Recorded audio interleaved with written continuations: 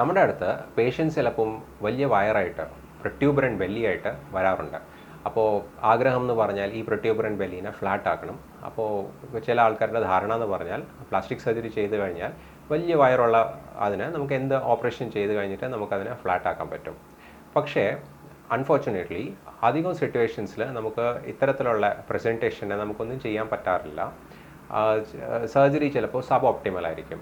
അതെന്തുകൊണ്ടാണെന്ന് പറഞ്ഞാൽ ഈ പ്രോബ്ലം ഈ പ്രൊട്യൂബറൻ ബെല്ലി ഭൂരിപക്ഷം ആൾക്കാർക്ക് അത് കൊഴുപ്പ് കാരണമായിരിക്കാം. പ്രൊട്യൂബറൻ ബെല്ലിക്ക് വേറെയും കാരണങ്ങൾ ഉണ്ടാവുമായിരിക്കാം. ഉദാഹരണത്തിന് ചിലപ്പം ഫ്ലൂയിഡ് കാരണമായിരിക്കാം, ചിലപ്പോൾ ട്യൂമേഴ്സ് കാരണമൊക്കെ ഉണ്ടാവാൻ പറ്റും. പക്ഷേ അത് ടോട്ടലി ഡിഫറെൻറ്റ് ടോപ്പിക്കാണ്. അതെന്ന് പറഞ്ഞാൽ നമുക്ക് അതിൽ മെഡിക്കൽ അറ്റൻഷനും മെഡിക്കൽ ട്രീറ്റ്മെൻറ്റാണ് വേണ്ടത്. പക്ഷേ ഭൂരിപക്ഷം ആൾക്കാർക്ക് പ്രൊട്യൂബറൻ ബെല്ലിയുടെ കാരണം എന്ന് പറഞ്ഞാൽ കൊഴുപ്പാണ്. അപ്പോൾ ഇതിനെ നമ്മൾ എങ്ങനെയാണ് അഡ്രസ്സ് ചെയ്യുന്നത്? അല്ലെങ്കിൽ ഒരു ഇൻഡിവിജ്വലിന് പ്രൊട്യൂബറൻ ബെല്ലി ഉണ്ട്, അവർ ഇതിനെ എങ്ങനെയാണ് അപ്രോച്ച് ചെയ്യാനുള്ളത്? അപ്പോൾ മോസ്റ്റ് ഇമ്പോർട്ടൻ്റ് എന്ന് പറഞ്ഞാൽ ഇത് യൂഷ്വലി നമ്മളുടെ ലൈഫ് സ്റ്റൈൽ കാരണമായിരിക്കും. ലൈഫ് സ്റ്റൈലിൽ 2 ആസ്പെക്ട്സ് ഉണ്ട്. ഒന്ന് ഡയറ്റ്, നമ്മൾ എന്താണ് ഭക്ഷണം കഴിക്കുന്നത്, നമ്മുടെ ഭക്ഷണ ശൈലി എങ്ങനെയാണ്, അതിനെ നമുക്ക് യൂഷ്വലി വ്യത്യാസം വരുത്തേണ്ടി വരും. അപ്പോൾ ഈ യൂഷ്വലി ഞാൻ മുന്നിൽ പറഞ്ഞതുമാതിരി ഭൂരിപക്ഷം ആൾക്കാർക്ക് ഇത് കൊഴുപ്പ് കാരണമാണ്. കൊഴുപ്പ് നമ്മളുടെ വയറിൽ 2 ഏരിയയിലാണ് ഡെപ്പോസിറ്റ് ആവുന്നത്. ഒരു ഏരിയ എന്ന് പറഞ്ഞാൽ പറൈറ്റൽ ഏരിയ, അത് കുറേ കൂടെ സൂപ്പർഫിഷ്യലാണ്, വെളിയിലോട്ടുള്ള ഭാഗത്താണ്. അത് നമ്മുടെ സ്കിന്നും മസിൽസിൻ്റെ ഇടയിലാണ് കാണപ്പെടുന്നത്. അത് നമുക്ക് കൈ കൊണ്ട് ഇങ്ങനെ പിൻ ചെയ്യാൻ പറ്റും. അപ്പോൾ ഇതാണ് പറൈറ്റൽ ഫാറ്റ് വേറൊരു ഏരിയയിലും കൂടെ ഡെപ്പോസിറ്റ് ആവാറുണ്ട്. അതിനെയാണ് നമ്മൾ വിസറൽ ഫാറ്റ് അല്ലെങ്കിൽ ഡീപ്പ് ഫാറ്റ് എന്ന് പറയുന്നത്. ഇത് നമ്മളുടെ അബ്ഡമൻ്റെ ഡെപ്തിലാണ് കാണപ്പെടുന്നത്. അത് നമ്മുടെ മസിൽസിൻ്റെയും ആഴത്തിലാണ്. അത് നമ്മളുടെ ഈ ആമാശയം, നമ്മുടെ കുടൽ, അതിൻ്റെയൊക്കെ ചുറ്റുമാണ് ഈ തരത്തിലുള്ള ഫാറ്റ് കാണപ്പെടുന്നത്. അതിന് നമ്മൾ വിസറൽ ഫാറ്റ് എന്ന് പറയും. വിസറൽ ഫാറ്റ് ജസ്റ്റ് ഈ അപ്പിയറൻസിന് മാത്രം അത് മോശമാക്കുന്ന മാത്രമല്ല, ഈ വിസറൽ ഫാറ്റ് ഒരുപാടുണ്ടെങ്കിൽ അത് കാരണം ഹെൽത്തിന് ഒരുപാട് പ്രോബ്ലംസ് ഉണ്ടാവാൻ പറ്റും. അതിന് ഒരുപാട് മെറ്റബോളിക് ഇംപ്ലിക്കേഷൻസ് ഉള്ള ഒരു ടിഷ്യൂ ആണ്. ഇത് കാരണം ചിലപ്പോൾ ഡയബറ്റീസ് ഉണ്ടാവാൻ സാധ്യത കൂടുതലാണ്, ഹൈപ്പർ ടെൻഷൻ ഉണ്ടാവാൻ, അങ്ങനെ കുറേ അസുഖങ്ങൾ കൂടുതലാക്കാൻ ഉള്ള ഒരു സാധ്യത ഉള്ളതാണ് വിസറൽ ഫാറ്റ്. അപ്പോൾ നമ്മൾ വിസറൽ ഫാറ്റ് കുറയ്ക്കണം. വിസറൽ ഫാറ്റ് എങ്ങനെയാണ് കുറയ്ക്കുന്നത്? വിസറൽ ഫാറ്റ് കുറയ്ക്കാൻ വേണ്ടി നമുക്ക് പ്ലാസ്റ്റിക് സർജറിയിൽ നമുക്ക് പ്രൊസീജിയേഴ്സ് ഒന്നുമില്ല. വിസറൽ ഫാറ്റ് കുറയ്ക്കുന്നത് നമ്മൾ യൂഷ്വലി ഏറ്റവും പ്രധാനമായിട്ട് നമുക്ക് കുറയ്ക്കാനുള്ള ഒരു രീതി എന്ന് പറഞ്ഞാൽ നമ്മളുടെ ഡയറ്റ് നമ്മൾ മോഡിഫിക്കേഷൻസ് വരുത്തണം. നമ്മൾ ഈ ഷുഗർ കൺസംഷൻ കുറയ്ക്കണം. നമ്മൾ അൾട്രാ പ്രോസസ്ഡ് ഫുഡ് അത് കുറയ്ക്കണം. പിന്നെ ചില ആൾക്കാർ ഇത് കുറയ്ക്കാൻ വേണ്ടി ഫാസ്റ്റിംഗ് എടുക്കാറുണ്ട്. ചിലവർ വേറെ ഡയറ്ററി മോഡിഫിക്കേഷൻസ് വരുത്താറുണ്ട്. ഡയറ്ററി മോഡിഫിക്കേഷൻസ് വരുത്തപ്പോൾ നമ്മൾ അറിയാനുള്ളതെന്ന് പറഞ്ഞാൽ ഇത് നമ്മൾ ലോങ് ടേം ആയിട്ട് ചെയ്യണം. അല്ലാതെ കുറേ നാൾ ചെയ്തു പിന്നെ കുറച്ച് നാൾ ചെയ്യാതിരുന്നാൽ ഇതുമാതിരിയുള്ള ഡിഫോമിറ്റി വീണ്ടും റിക്കർ ചെയ്യാൻ പറ്റും. വേറൊരു സർജിക്കൽ അപ്രോച്ച് എന്ന് പറഞ്ഞാൽ അത് ബാരിയട്രിക് സർജറിയാണ്. ബാരിയട്രിക് സർജറി നമ്മുടെ ഡൈജസ്റ്റീവ് ട്രാക്റ്റിലാണ് ചെയ്യുന്നത്. അത് പ്ലാസ്റ്റിക് സർജറി അല്ല. അതിന് കുറേ ഇൻഡിക്കേഷൻസ് ഉണ്ട്. ആ ഇൻഡിക്കേഷൻസ് ഉള്ള പേഷ്യൻസിന് ഇത്തരത്തിലുള്ള സർജറിയിൽ ബെനിഫിറ്റ് ഉണ്ടാവാറുണ്ട്. പിന്നെ ഉള്ള ഒരു ആസ്പെക്റ്റ് അഡ്രസ്സ് ചെയ്യാനുള്ളതെന്ന് പറഞ്ഞാൽ നമ്മളുടെ ഈ മുമ്പേ പറഞ്ഞതുപോലെ ഈ ഡീപ്പ് ഫാറ്റും വിസറൽ ഫാറ്റിൻ്റെ ഇടയിലുള്ള ലെയറാണ് മസിൽസ്. ഇതിനെ നമ്മൾ കോർ എന്ന് നമ്മൾ പറയാറുണ്ട്. അപ്പോൾ ഈ കോർ മസിൽസ് അല്ലെങ്കിൽ ഈ കോർ സ്ട്രെങ്തനിങ് ചെയ്യണം. ഇതിനെ നമ്മൾ എക്സസൈസ് ചെയ്യണം. അപ്പോൾ ഈ എക്സസൈസ് ചെയ്താൽ ഇത് കാരണം ഇത് ജസ്റ്റ് അപ്പിയറൻസിനെ മാത്രം ഇമ്പ്രൂവ് ചെയ്യുന്നതല്ല, അതിന് ഒരുപാട് ഫങ്ഷണൽ ബെനിഫിറ്റ്സ് ഉണ്ട്. ഫങ്ഷണൽ ബെനിഫിറ്റ്സ് എന്ന് പറഞ്ഞാൽ ഈ കോർ ഒരുപാട് വീക്കാണെങ്കിൽ, കോർ മസിൽസ് ഒരുപാട് വീക്കാണെങ്കിൽ നമുക്ക് ചിലവർക്ക് ബാക്കിങ് ഉണ്ടാവും, ചിലവർക്ക് ലോവർ ലിംബ് സിംറ്റംസ് ഉണ്ടാവും.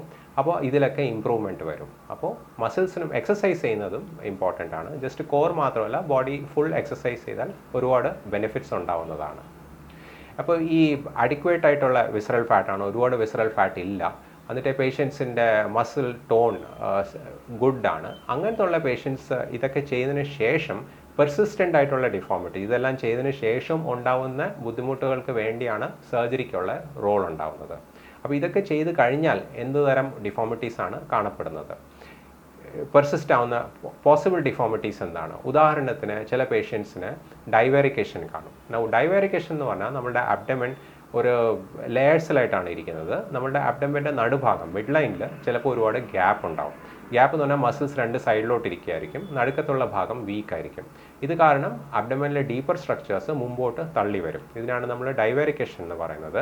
അപ്പോൾ ഡൈവേരിക്കേഷൻ ചിലപ്പോൾ പ്രഗ്നൻസി കഴിഞ്ഞിട്ട് അത് ചിലപ്പോൾ പെർസിസ്റ്റ് ചെയ്യും. അപ്പോൾ ഈ ഡൈവേരിക്കേഷനെ നമ്മൾ അഡ്രസ്സ് ചെയ്യാൻ വേണ്ടി നമ്മൾ സർജറി വഴി ഈ ലെയറിനെ നമ്മൾ ടൈറ്റ് ആക്കും. അതിന് നമ്മൾ പ്ലൈക്കേഷൻ എന്ന് ഉദ്ദേശിക്കും. അപ്പോൾ ഇതുമാതിരി ഡൈവേരിക്കേഷൻ അഡ്രസ്സ് ചെയ്യുമ്പോൾ അതിന് എസ്തെറ്റിക് അല്ലെങ്കിൽ അപ്പിയറൻസിന് മാത്രമുള്ള ബെനിഫിറ്റ് അല്ല, ഇത് കാരണം ഒരുപാട് ഫങ്ഷണൽ ബെനിഫിറ്റ്സും ഉണ്ടാകാറുണ്ട്. ഫങ്ഷണൽ എന്ന് പറഞ്ഞാൽ പേഷ്യൻസിൻ്റെ മൊബിലിറ്റി പ്രോബ്ലംസ് കുറേ ഇമ്പ്രൂവ് ആവും. ബാക്ക് ഏക്ക് അങ്ങനത്തെ വല്ല ഇഷ്യൂസ് ഉണ്ടെങ്കിൽ അത് കുറേ തവണ അത് സോർട്ടഡ് ഔട്ട് ആവാറുണ്ട്. അങ്ങനെ ഫങ്ഷണൽ ബെനിഫിറ്റ്സ് എന്നാണ് പറയുന്നത്. ചില പേഷ്യൻസിന് ഹെർണിയ കാണും. ഹെർണിയ എന്ന് പറഞ്ഞാൽ ഇതുമാതിരിയുള്ള മസിൽ ലെയറിൽ ഒരു ഗ്യാപ്പ് ഉണ്ടായിരിക്കും. അപ്പോൾ ഈ ഗ്യാപ്പ് വഴി നമുക്ക് അകത്തുള്ള സ്ട്രക്ചേഴ്സ് ചിലപ്പോൾ മുന്നിലോട്ട് വരും. അത് കാരണം ചിലപ്പോൾ ബുദ്ധിമുട്ടുകളുണ്ടാവും. അപ്പോൾ ഹെർണിയനെ അഡ്രസ്സ് ചെയ്യുന്നതും നമ്മൾ സർജറി വഴിയാണ് നമ്മൾ അഡ്രസ്സ് ചെയ്യുന്നത്. ഇതിന് ശേഷം ചില ആൾക്കാർക്ക് അവരുടെ ഹൈറ്റിൻ്റെ അനുസരിച്ചുള്ള വെയിറ്റാണ്, ഒരുപാട് കൂടുതലൊന്നുമല്ല. അങ്ങനത്തെ ഉള്ള പേഷ്യൻസിന് ചിലപ്പോൾ ചില ഭാഗത്ത് ഫാറ്റിൻ്റെ ഡെപ്പോസിറ്റ്സ് കൂടുതലായിരിക്കും, ചിലപ്പോൾ സൈഡ്സിലോട്ടായിരിക്കും അങ്ങനെ. അപ്പോൾ ഇത്തരത്തിലുള്ള പെർസിസ്റ്റൻറ്റ് ഫാറ്റ് ഡെപ്പോസിറ്റ്സ് ഉണ്ടെങ്കിൽ അതിനെ ലൈപ്പോസക്ഷൻ ചെയ്യാൻ പറ്റും. ലൈപ്പോസക്ഷൻ വഴി നമ്മൾ പെറൈറ്റൽ ഫാറ്റാണ് ട്രീറ്റ് ചെയ്യുന്നത്. നമുക്ക് ഡീപ്പ് ഫാറ്റിനെ നമുക്ക് ലൈപ്പോസക്ഷൻ വഴി നമുക്ക് അഡ്രസ്സ് ചെയ്യാൻ പറ്റുകയില്ല. പിന്നെ ഉണ്ടാകുന്ന ഒരു പെർസിസ്റ്റൻറ്റ് ഡിഫോമിറ്റി എന്ന് പറഞ്ഞാൽ ചിലപ്പോൾ പ്രഗ്നൻസി ഒക്കെ കഴിഞ്ഞിട്ട് ചിലപ്പോൾ വയറ് ഒരുപാട് വലുതായതിനു ശേഷം അത് ചുരുങ്ങും. ചിലപ്പോൾ അഡിക്വേറ്റ്ലി ചുരുങ്ങാറില്ല, റീകോയിൽ ചിലപ്പോൾ ഇനാഡിക്വേറ്റ് ആയിരിക്കും. അപ്പോൾ വയറിൽ ചിലപ്പോൾ ലൂസായിട്ട് ഒരുപാട് സ്കിൻ കാണുമായിരിക്കും. അത് ഏറ്റവും അധികം കാണപ്പെടുന്നത് വയറിൻ്റെ അടിഭാഗത്താണ്. ചില സിറ്റുവേഷൻസിൽ അത് സൈഡ്സിലും കാണപ്പെടാറുണ്ട്. അപ്പോൾ ഇതിനെ അഡ്രസ്സ് ചെയ്യാൻ വേണ്ടി നമ്മൾ ഈ എക്സസ് സ്കിന്നിനെ നമ്മൾ റിമൂവ് ചെയ്യും. അപ്പോൾ ഇതുമാതിരിയുള്ള ഇങ്ങനത്തുള്ള സർജറിയുടെ പേരാണ് അബ്ഡോമിനോപ്ലാസ്റ്റി. അബ്ഡോമിനോപ്ലാസ്റ്റിയുടെ വേറൊരു പേരാണ് ടമി ടക്ക്. അപ്പോൾ ടമി ടക്ക് അല്ലെങ്കിൽ അബ്ഡോമിനോപ്ലാസ്റ്റിയിൽ നമ്മൾ എന്താ ചെയ്യുന്നത്, നമ്മൾ എക്സസ് സ്കിന്നെ നീക്കം ചെയ്യും. നമുക്ക് ഫാറ്റ് ഡെപ്പോസിറ്റ്സ് ഉണ്ടെങ്കിൽ നമുക്ക് അതിലൂടെ ലൈപ്പോസക്ഷൻ ചെയ്യും. ഹെർണിയ ഡൈവേരിക്കേഷൻ ഉണ്ടെങ്കിൽ നമ്മൾ ആ മസിൽ ലെയറിനെ നമ്മൾ ട്രീറ്റ് ചെയ്യും. അപ്പോൾ അറിയാനുള്ള കാര്യം എന്ന് പറഞ്ഞാൽ ഈ അബ്ഡോമിനോപ്ലാസ്റ്റി അല്ലെങ്കിൽ ടമി ടക്ക് ഈ സർജിക്കൽ ട്രീറ്റ്മെൻറ്റ്സിന് ജസ്റ്റ് അപ്പിയറൻസ് മാത്രം ഇമ്പ്രൂവ് ചെയ്യുകയല്ല, അതിന് ഫങ്ഷണൽ ബെനിഫിറ്റ്സും ഒരുപാട് ഉണ്ടാകാറുണ്ട്.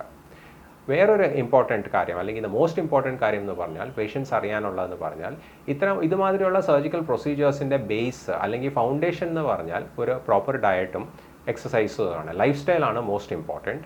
ഇത് ഇല്ലാതെ നമ്മൾ അതിൻ്റെ മുകളിൽ സർജറി നമുക്ക് ചെയ്താൽ നമ്മളുടെ ഔട്ട്കം സബ് ഓപ്റ്റിമൽ ആയിരിക്കും. അപ്പോൾ നമ്മൾക്ക് ഒരു പ്രോപ്പർ ഡയറ്റ് ഉണ്ട്, നമുക്ക് എക്സസൈസ് ചെയ്യുന്നു, അതിൽ ചെയ്യാൻ പറ്റുന്ന മാറ്റങ്ങൾ നേടിയതിന് ശേഷം പെർസിസ്റ്റൻ്റ് ആയിട്ടുള്ള ഡിഫോമിറ്റീസിനെ അഡ്രസ്സ് ചെയ്യാൻ വേണ്ടിയാണ് സർജറിയുടെ റോൾ.